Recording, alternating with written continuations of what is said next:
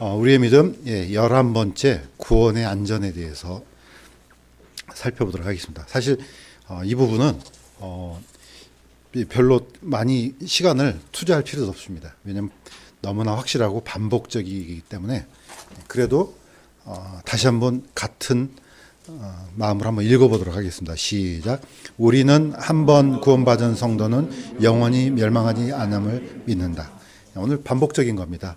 왜냐하면 이 구원이 불완전하면은 그러면 사실 우리 안에 있는 기쁨도 사라지고 믿음도 사라지고 평안도 사라지고 다 사라집니다. 우리가 이 땅에 살면서 이런 영원한 소망을 가질 수 있는 것은 우리가 한 번 받은 이 구원이 영원토록 안전하기 때문에 그렇습니다. 그런데 굉장히 조심해야 될 말이 있습니다. 이제 내가 한 번 구원받았으니 어떤 죄를 저질러도 구원은 흔들리지 않아. 이거는 설명 자체도 잘못되었거니와 이렇게 설명한 것은 복음을 모독하는 겁니다. 불가능한 겁니다. 왜냐? 내가 받은 이 구원이 그냥 지식으로 들어온 것이 아니고 성령님께서 들어오시는데 그 막 죄를 어떤 것을 저질러도 상관없다는 식으로 이 얘기를 하면요, 이건 성경을 아주 모독하는 거거든요. 이런 설명은 아주 주의해야 됩니다. 이런 거꾸로 이거는 성경을 위태롭게 하는 그런 확신이 되는 겁니다. 자, 참조 구절을 한번 보겠습니다. 참조 구절 속에서도 한 번 받은 구원, 여기에 대해서 반복적으로 되어 있습니다. 요한복음 10장 28절에서 29절 첫 부분만 읽어보도록 하겠습니다. 내가 그들에게 영원한 생명을 주노니 그들이 결코 멸망하지 아니할 것이요 아무도 내 아버지 손에서 능히 그들을 빼앗지 못하느니라. 이거는 예수님께서 이렇게 약속을 해 주셨습니다. 아무도 내 아버지 손에서 그들을 빼앗지 못하리라. 로마서에서도 반복적입니다.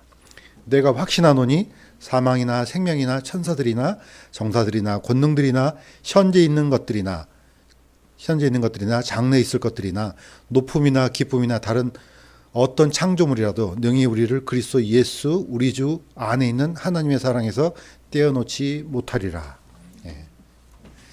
구원 자체가 하나님의 선물이기 때문에 잃어버린다는 것은, 정말로 받았다면 잃어버린다는 것은 이건 불가능합니다. 다시 한번 반복해서 말씀드립니다. 구원의 가장 기본적인 개념은 죄에서 구원되는 겁니다. 그러니까 이걸 약간 구체적으로 말하면은 구원은 죄인이 예수님의 대속으로 영원한 지옥의 형벌로부터 분리되는 것을 말한다. 벗어나는 것입니다.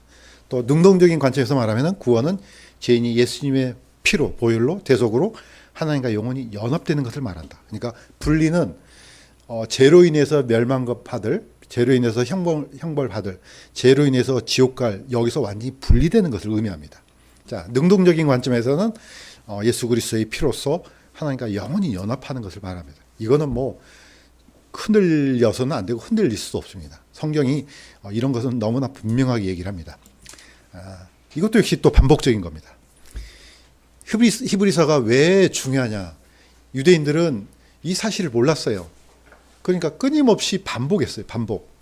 자, 히브리서에는 네 가지에 더 있지만은 기본적으로 네 가지에 불가능한 게 있다 그랬죠. 믿음이 없이는 하나님을 기쁘시게 하는 것은 불가능하다. 이건 안 된다. 황소와 염소의 피로 죄를 영원히 제거하는 거, 이거 안 된다. 하나님이 거짓말하는 거, 이건 불가능하다. 왜냐? 하나님이 속성하고 어긋나니까. 그 다음에 성령께 참여한 사람이 타락했다가 다시 회개하는 거, 이걸 그러니까 그 구절 자체를 오해하면 안 된다는 겁니다. 다시 말해서 성령께 한번 참여했어요. 그런데 다시 타락했어요. 다시 또 구원에 이르러. 이런 게 반복이 안 된다는 뜻입니다. 이러면은 왜 이게 반복이 안 되냐? 그러면 예수님이 계속해서 십자가에서 못을 박혀야 되니까 그렇다는 거죠. 계속해서 반복적으로 못이 박힌단 말은 예수님이 불완전하네, 이런 뜻이 되죠. 이거 안 된다는 거죠. 그러니까 구원의 완전은 이미 성경 곳곳에서 안 돼, 이겁니다. 이거는. 그러니까 어떤 사람들은 이거 잘못 이해해가지고 구원받았는데 타락했어. 그럼 나는 이제 구원 못 받아. 이렇게 가르치는 그것도 성경에 없는 얘기입니다. 그것도 아니고, 또 타락했는데 또 다시 구원받아. 이것도 안 된다는 겁니다.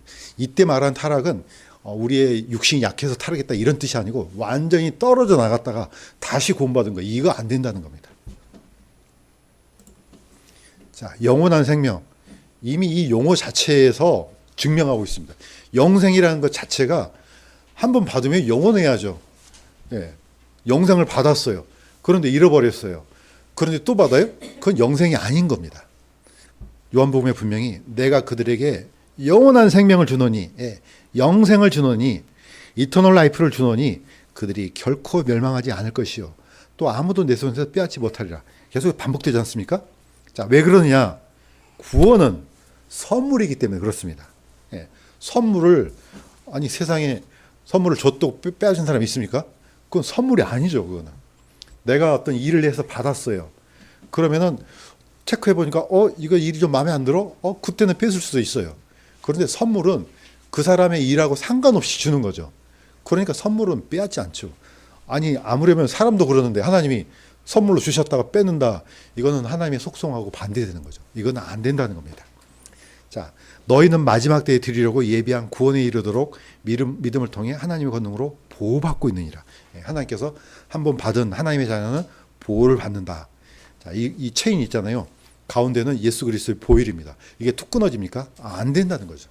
완벽한 겁니다. 자, 이 그림을 기억하면 좋을 것 같습니다. 이거 기억나시죠? 이거는 그레이스 침례교에서 만든, 그러니까 파운데이션, 기초석에 있는 거예요. 그런데 보니까 이게 너무나 완벽하게 잘 만들어졌어요. 이거 기억하면요, 복음을 설명할 때도 너무 좋을 것 같아요. 자, 이 네모칸이 두 개입니다. 밖에 있는 네모칸은 릴레이션십, 관계라 그러죠. 그러니까 하나님과의 관계. 다시 말해서 하나님께서 양자 삼으셨어요. 관계가 만들어지죠. 그러니까 가족 안으로 어떻게 해요? 들어온 겁니다. 밖에 있는 네모는 그래서 빨간 실로 딱 했습니다. 그런데 이제 아들이 됐어요. 그런데 그 넘어온 순간부터 아무것도 안 일어납니까? 그렇지 않죠. 지금 우리 아기가 태어났잖아요. 세상에 한번 태어났어요. 아무런 일이 안 일어나면은 그 이상하잖아요. 별의별 일이 다 일어나잖아요. 이제 이 가족 안으로 들어오면은 이게 뭐가 시작됩니까? 이제 교제가 시작되죠. 교제는 좋을 때도 있고 나쁠 때도 있어요. 아니 살아봤으니까 알잖아요. 계속 좋은 관계라고 돼 있으면은 빨간 선하고 똑같겠죠. 그러나 이 교제는 점선으로 돼 있어요. 언제든지 끊어질 수 있습니다. 또 언제든지 다시 이어질 수가 있어요.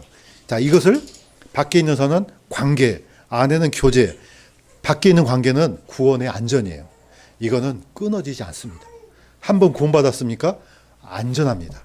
한번 하나님의 자녀가 됐습니까? 그러면 내어 쫓기지 않습니다. 그러나 교제는 언제든지 이어졌다가 붙었다가 하는 겁니다. 똑같습니다. 회개라는 단어도 똑같습니다. 우리가 성경에 보면은 딱 한 번 일어나는 회개가 있고 반복적인 회개가 있습니다. 예수님께서 또 침례 요한이 이렇게 얘기했습니다. 하늘이 왕국이 가까이 왔느니라. 회개하라. 회개하라. 이때 회개는요, 한 번 일어나는 회개예요.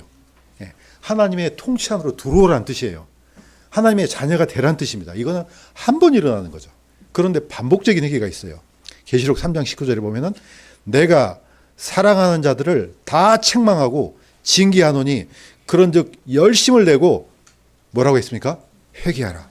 이 회개는 반복적인 겁니다. 내가 하나님 안에 들어왔습니까? 그렇다면은 이제 이 반복적인 회개를 신경 써야 됩니다. 그래서 이거는 뭡니까? 성화. 빨간 선은요, 칭의. 칭의는 선물이니까 완전합니다. 그러나 성화는 떨어졌다, 붙어졌다, 떨어졌다. 그래서 성화를 잘 이루는 사람은 보상이 있고, 이건 뭐 형편없는 사람은 당연히 손실이 있고, 이게 바로 가운데 있는 선이죠. 이 모든 걸로 다 설명이 됩니다. 자, 똑같습니다. 신분적인 의의하고 실행적인 의인이 있습니다. 이걸 너무나 헷갈려요. 성경에서 의인 그러면은 무슨 의인인지 모르는 사람들이 많아요. 자, 밖에 있는 것은 신분적인 의예요. 이거는 그 어느 누구도 율법행위로 완전하게 될 수가 없습니다. 자, 의인은 믿음으로 말미암아 살리라 했을 때 이 앞에 있는 의인은요, 신분적인 의인이에요. 행위하고 상관없어요. 누구든지 자기 자신이 하나님 앞에 죄인임을 고백하고 자백하고 예수님의 공로를 의지하고 믿는 사람은 이 의인이 됩니다. 이것을 신분적인 의인 이렇게 합니다. 어렵습니까? 어렵지 않잖아요. 이거는 우리 행위하고 상관없어요. 이거는 퍼펙트예요. 이제 두 번째는 뭐냐? 이 의의를 헷갈려요. 보라, 내가 속히 오리니 내가 줄 보상이 내게 있어 각 사람에게 그의 행위에 따라 주리라. 이 행위는 무슨 행위예요? 이거는 성화와 관련된 행위예요. 자, 구원 받았느냐? 그러면은 예수님을 위해서 잘 살아라 이건. 자, 근데 예수님을 위해서 사는 사람 있고 잘 못 사는 사람 있잖아요. 이거는 보상이 똑같지가 않아요. 약속이 돼 있어요. 그의 행위에 따라서 주리라. 이거는 평가입니다. 이거는 보상이고, 이거는 잘된 사람도 있고 못된 사람도 있어요. 이거는 가운데 선입니다. 이 두 가지 선을 반드시 기억해야 됩니다. 또 이걸 안에 있는 것이 밖으로 오거나 밖에 있는 것이 안으로 들어가 절대 안 됩니다. 순서는 반드시 밖에서부터 들어가야 됩니다. 밖에서 칭의를 받았다. 그러면 안으로 들어오는 겁니다. 그런데 이 안에 있는 것은 이제부터는 이 행위는 구원을 받기 위한 행위가 아니죠. 무슨 행위라고요? 상을 받게. 오늘 우리 공부했잖아요. 너희도 보상을 받도록 이렇게 달리라. 그래서 달리는 사람이 잘 달리는 사람이 있고 그냥 가만히 안 가는 사람도 있고 별의별 사람들이 다 있을 거 아니에요. 이거는 구원이 아니고 성화와 관련된 보상이라는 겁니다. 그러니까 어떻습니까? 사도 바울은 이미 의인의 신분을 받은 사람이에요. 그렇지만 어떻게 해요? 받았지만은 여기서 끝나지 않고 정말로 하나님께서 맡겨주신 그 사역을 위해서 최선을 다해서 달려갔던 사람이죠. 예. 언제까지요? 마지막 죽는 그 순간까지. 사도들을 불렀죠. 갈릴리에서. 자, 부를 때는 이미 하나님께서 의인의 신분을 주신 거예요. 그런데 어떻습니까? 이분들이 다 그냥 죽을 때까지 그냥 그대로 갔습니까? 대표적인 경우가 사도 베드로예요. 사도 베드로는 어떻습니까? 나중에 예수님도 3번이나 부인하잖아요. 나중에 어떻습니까? 분명히 자기가 자기 입으로 얘기했잖아요. 예루살렘 공회 가가지고 고넬료가 받은 성령이나 우리나 받은 성령이나 똑같을까 얘기했는데 나중에 저기 안디옥 가서는 어떻게 해요? 안 먹은 척 하잖아요. 이방인들이 오니까. 이런 경우가 있어요. 이거는 뭡니까? 이렇다고 해서 밖에 있는 선이 깨지느냐? 안 깨집니다. 이게 구원의 안전입니다. 그러니까 구원의 안전은 이거는 퍼펙트예요. 그러나 안에 있는 이 선은 언제든지 죄인이 됐다가 의인이 됐다 이렇게 하는 겁니다. 그래서 어땠습니까? 기왕이면 우리가 이 안에 들어왔다면 제 친구 얘기를 또 반복하네요. 제 친구가 아주 오래전에 제가 복음을 전해서 아주 헷갈릴 정도로 지금 얘가 구원을 받았나 어쨌나 이걸 또 헷갈릴 정도로 교회를 안 다니는 애가 있어요. 그런데 하는 얘기가 구원 받았으니까 뭐 상관없지 않아? 이렇게 살아요. 지금 밖에 있는 선이 이건 안전하다는 거 알고 있어요. 그런데 뭘 놓칩니까? 안에 있는 점선에 대해서 신경을 전혀 안 쓰는 거예요.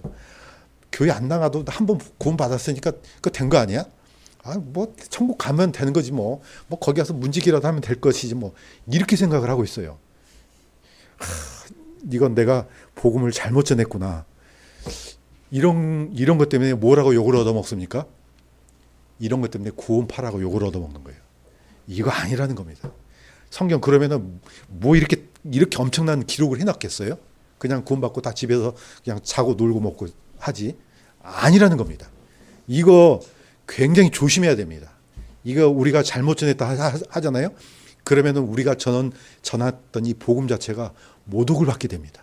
심지어는 하나님의 이름도 먹칠하게 되는 거죠. 이게 아니라는 겁니다. 그래서 이제 마지막 또 반복이지만은 마무리하고 마치겠습니다. 왜냐 더 이상 할 게 없어요. 자, 이거 같이 한번 읽겠습니다. 시작.